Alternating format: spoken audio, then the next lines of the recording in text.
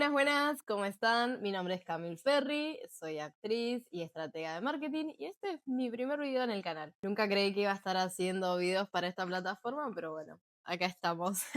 Una de las razones por las que comencé a hacer este video básicamente es por la pregunta que está en el título, que es ¿quién nos mandó a ser influencers?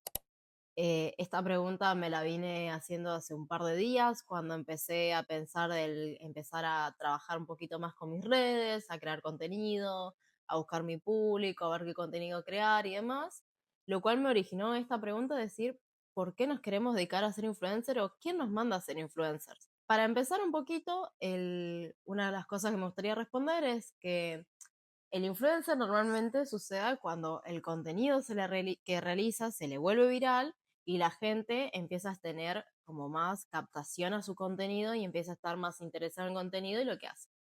Así que yo creo que un poco para responder esto de quién nos manda a ser influencer es un poco esto de cómo se origina la viralidad. ¿Cómo se originó la viralidad? Yo estuve buscando, yo creí que era más que nada en el 2020, en la pandemia, y resultó que esto viene de mucho antes, desde los 90, y fue un crecimiento paulatino. De hecho, el primer contenido que se hizo viral fue Baby Dancing, que yo no sabía qué era hasta que lo busqué, y es ese bebé que está bailando en pañales en el 96, pero a diferencia de lo que antes se hacía viral como lo que es ahora, antes el contenido se hacía viral, un meme, un video, lo que sea, y era el contenido viral. Hoy en día, cuando un contenido se hace viral, empezamos a seguir y querer saber más de la persona que lo hizo. Antes simplemente veíamos ese contenido y ya está. No nos interesaba quién lo había hecho o demás. Y ahí surge un poco esto de, bueno, un contenido mío se hace viral, empiezan a tener más interés en mí y ¿qué muestro? Porque ¿qué soy? ¿Qué hago? Creo que esto es una forma de ponernos a pensar y empezar a entender que dentro de las redes sociales hay muchas ramas, pero de las ramas importantes es el creador de contenido y el influencer. Y creo que está bueno un poquito diferenciarlo. El creador de contenido es alguien que ya tiene un nicho del que hablar, tiene una audiencia y siempre sus temas o sus videos van relacionados a un mismo concepto. Por ejemplo, soy creadora de contenido de cocina o de moda y todos mis videos, ya sea ir a un evento o preparar algo, está relacionado con eso. Hay como una formación ahí del crear un personaje que se especifique eso. Sabemos que esa persona lo más probable es que en su vida se dedica a muchas cosas o hace muchas cosas, pero lo que nos muestra es eso. Ahora bien, el influencer nos muestra más que nada toda su vida o cómo funciona su vida. Y no tiene como una línea estructural ahí de, bueno, me dedico a hablar de este tema y demás. Es medio lo que nos muestra lo que es y ya está. Y creo que acá es cuando empieza un poquito el lado de cómo manejar esa audiencia o cómo manejar esa viralidad para seguir siendo influencer. Normalmente el influencer cuando empieza es, yo quiero hacerme conocido, yo quiero tener una comunidad y demás, pero como no tenés un nicho que hablar, no sabes cómo llevar un poquito esas masas. Y ahí empieza un poquito de esto de cómo manejamos ese código con la audiencia, cómo yo trato a la audiencia o qué cosas tengo que tener en cuenta a la hora de hablar con mi audiencia. Una de las cosas que le sucede mucho por ahí a los creadores, estos influencers, es no poder poner un límite de qué es lo que está bien o qué es lo que está mal, ya sea a la hora de crear contenido o a la hora de responder a la gente. Muchas veces nos vemos que por ahí, al estar muy abrumados y demás, empiezan o a tratar mal o para seguir en la boca de todos empiezan a hacer un cierto contenido que genera mucho hate. Em, por ejemplo, ahora se me ocurre mucho de lo que está pasando con Yesini. Yesini era un influencer que hablaba mucho de su día a día, lo que le sucedía, sus traumas y demás, y nos contaba con una cierta forma, con una forma tan graciosa que nos reíamos. ¿Qué sucedió? Como él era un creador de contenido, o sea, su contenido se basaba un poco en hablarle de sus problemas y sus traumas, él tuvo como la brillante idea de hacer que había tenido un problema con su salud mental y por eso se iba a las redes. Y resultó ser solamente una estrategia de marketing para sacar su nuevo personaje, que es el que va a ser cantante. ¿Y qué sucede esto? Esto a la gente no le gusta para nada, con justas razones, y terminó recibiendo mucho hate. Pero mucho hate porque hasta qué punto llegamos el querer estar en la boca de todos, de que jugamos con la salud del otro. ¿Por qué? Porque cuando tenés una audiencia que te sigue, la audiencia se interesa mucho vos y se preocupa mucho en vos. Entonces, si yo le digo a mi audiencia, mira, me siento mal, estoy internado o lo que sea, va a generar estar en un constante situación de estar atento a vos, le estás dando ahí como un sentido de alerta. Entonces, si esto lo usamos simplemente para sacar un video, para tener más engagement o demás, va a generar un impacto negativo.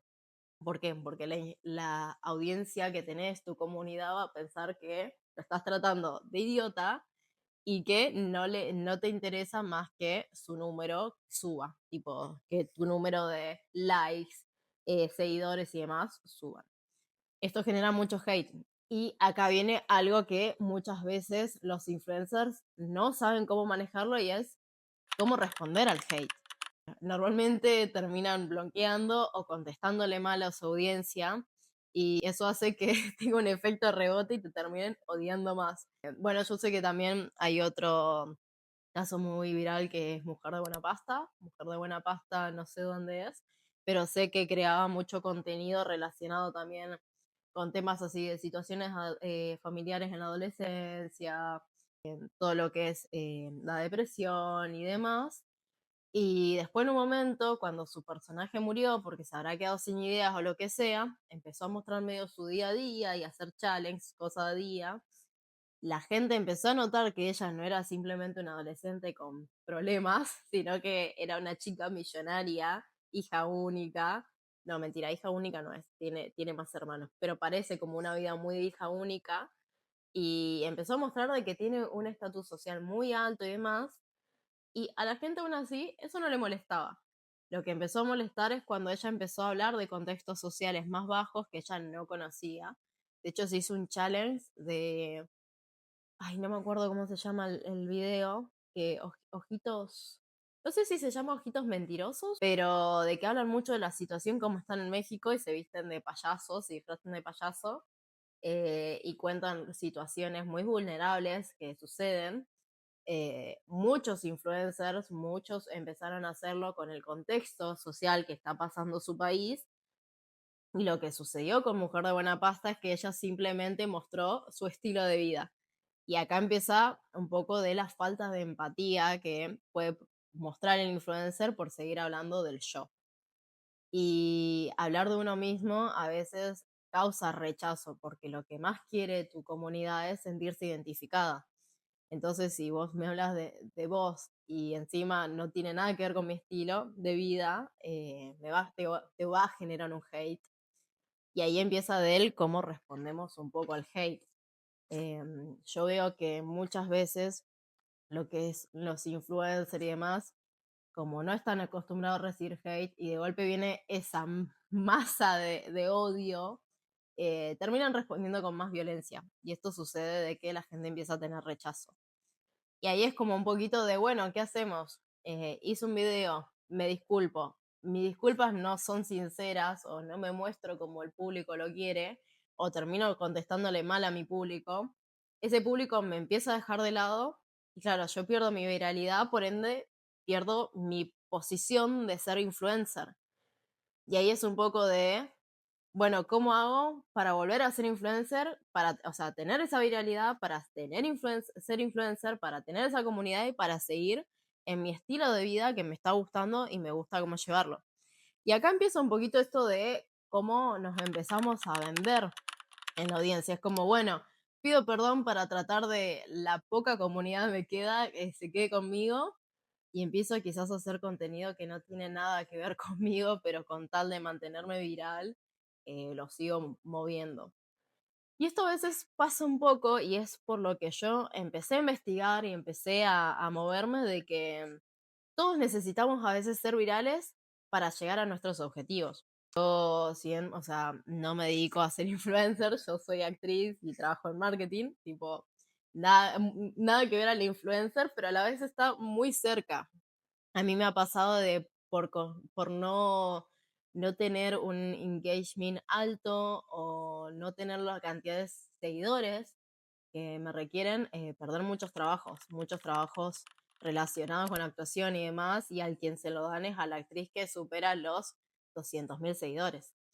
Entonces empieza un poquito esto de la pregunta que es, tengo todo anotado porque si no me olvido, que es, ¿puedo mantener mis redes sociales o puedo seguir siendo genuino sin venderme? O sea, ¿es necesario yo tener que estar publicando un cierto contenido o hablar de cierta forma o en moverme de cierta forma? Bueno, creo que estamos todos rodeados de videos de doctores haciendo bailecitos o cosas así que no tienen nada que ver a lo que se dedican, pero como necesitan ese engagement, necesitan que, porque muchas veces hoy en día ya la gente no te busca por tu profesionalismo, sino cómo te ves en las redes, empieza un poquito esto de venderme. Yo conozco del lado de que trabajo en marketing muchas personas que odian ponerse al frente de la cámara o odian esta idea de tener que mostrarme algo, hablar con cierto lenguaje, tener que hacer un video, porque por algo son quizás doctores o abogados o se dedican a otra cosa. Y con esta constante demanda del necesitas tener un buen engagement, un buen número para que la gente te apruebe y poder trabajar de lo que querés, es un poquito esto de ponernos en el bufón para el otro, en ser el payaso del otro y tener que movernos así. Y ser virales y hablar de cierta forma y cuando hay hate ver si pedimos perdón o cómo contestamos. Y es un poquito de eso de, bueno, me vendo al otro con tal de poder trabajar de lo que me gusta. Entonces, bueno, yo creo que lo que sucede mucho es que nos estamos muy acostumbrando a lo que es el número, el rating, y vivimos como en una constante falsa realidad, porque estamos llenos de pantallas, llenos de ver videos de las cosas que parecen muy genuinas, que es más que nada lo que muestra un influencer, la genuidad, y resulta que nada de eso es, simplemente es un estilo de vida que nos venden para que nosotros nos siga pareciendo atractivo querer seguir consumiendo su contenido. Yo creo que esto lo puedo hablar en otro video para no irme mucho de tema, pero más que nada lo que pasa hoy en día es que tu vida importa más como te muestres en las redes sociales que como es realmente. Y eso está influenciando mucho en las personas, a la forma de hablar, a la forma de ser, a la forma de conectar. Y también todo este descuido de necesito mantener los números sea como sea. Y si eso me requiere hablar sobre que tengo un problema de salud mental, que es algo súper grave, lo voy a hacer, pero necesito mantener los números. Es como un constante, vamos a decirlo así, no sé, que no tiene mucho que ver, pero es como un constante vivir en un juego del hambre, porque si yo no le estoy dando a mi público reality, me van a cambiar por otro. Así que bueno, nada, no sé si habrá respondido a la pregunta inicial de quién nos mandó ser influencer, pero básicamente son cosas que he estado pensando. Yo creo que el quien nos manda a ser influencer es a veces un poquito el número viral, porque hace que nos empecemos a mover por el constante número del algoritmo.